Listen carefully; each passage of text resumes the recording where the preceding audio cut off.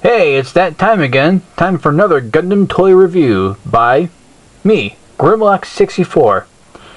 This review will cover the American release of Duel Gundam from the Gundam Seed portion of the Mobile Suit in Action toy line. The Duel Gundam is piloted by Zaft pilot Yizak Jewel and was one of 5 prototype Gundams created by the group known as Omni. I believe that's it. I'm not too up to date on Gundam Seed, so you'll have to excuse me. The Duel Gundam was one of the few, as a matter of fact, one of 8 Gundam Seed toys released in America during the end of the Gundam toy line in the US in 2004. It is a later release, so it uses the version 2 plug system for the hands, whereas instead of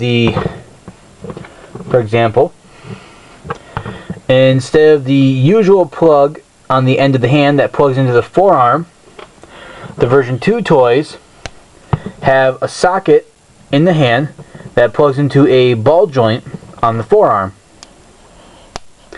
I feel that not only does this make it easier to switch the hands out, but it also offers a greater range of articulation, allowing the hands to tilt up or down slightly.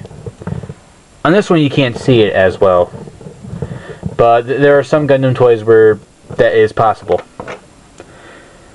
The Duel Gundam, like of course many Gundam toys, especially being a later one, is especially detailed, and once again as an American toy is not, panel lines are not filled in, and I don't think it needs it, especially on this one. I think it looks good enough without it.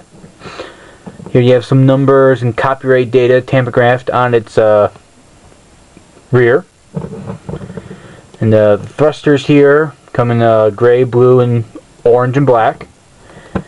The recharge racks his beam saber hilts rest on can rotate. They stay in there nice and securely, but they can easily be removed and inserted. He has a whopping 22 points of articulation. His head can be tilted up and down since it's on a ball joint, and can rotate a full 360 degrees with little to no resistance. So that's good.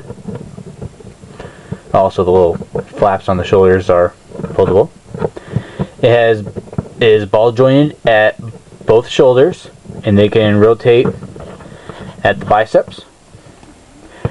Like all version 2 style Gundam MSiAs, is double joint at the elbow, allowing a greater deal of posability, as well as double jointed in the knees.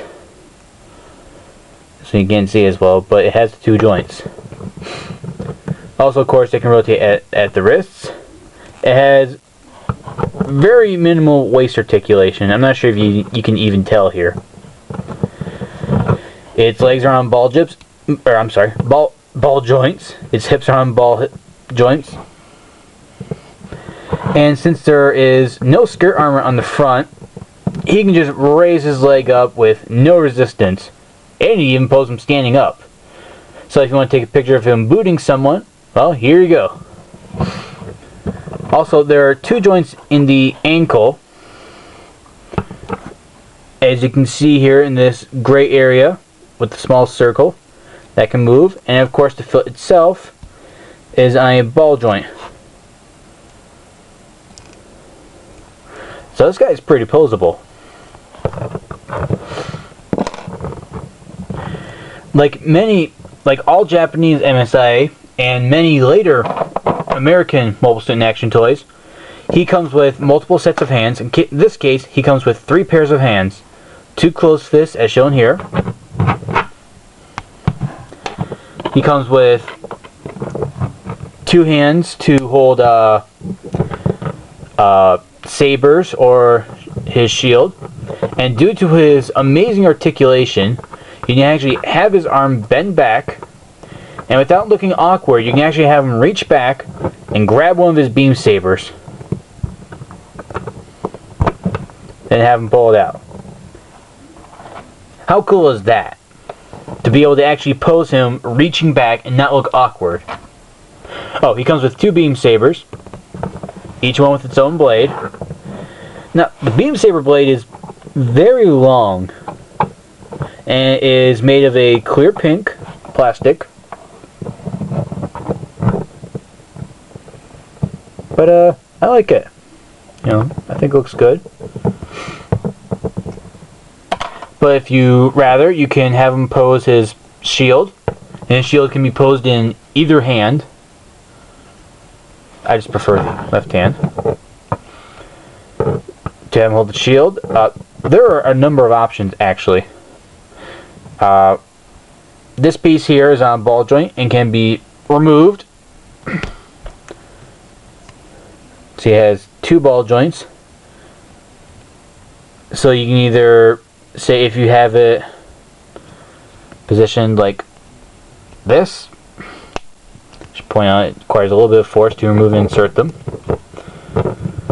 You can have it go under his arm. I'm sorry.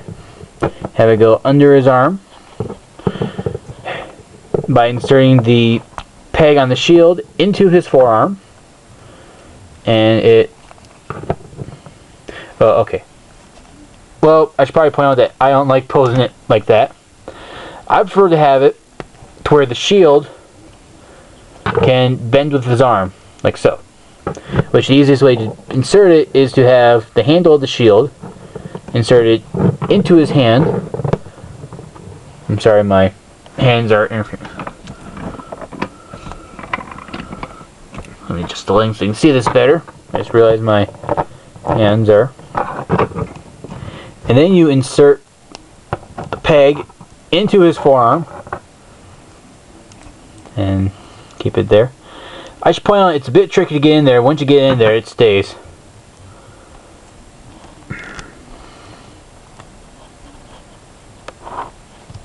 Well, you don't need to see it, so I'm sorry to waste your time with that. Oh, the handle on the shield can slide back and forth. Woohoo. Anyway, I'm not going to bother with the shield. He also comes with 2 hands for holding firearms. In this case, he comes with his own unique beam rifle,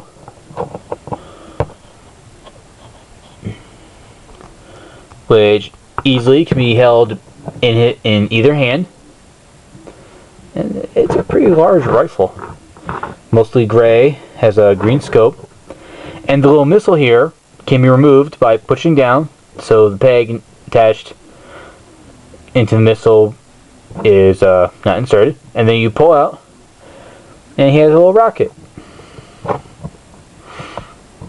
So I think the gun is very awesome. The shield's a pain in the butt, but, well, like it's something you can work around. So, would I recommend this? Yes and no. It's a very good toy overall, and I recommend it if you're just looking for more mobile suits to add to your collection. However, it's pretty bare bones, especially considering in the show it was upgraded to what's called the Assault Shroud, where it was basically like extra armor, extra weapons. I kind of wish it had come with that. So while this isn't a bad toy, you might actually be better off getting one of the Strike Gundam figures, since most of them come with a striker pack of some sort. But we'll talk about those in another review. Anyway, I hope you enjoyed this review, and I hope you have a safe and happy New Year.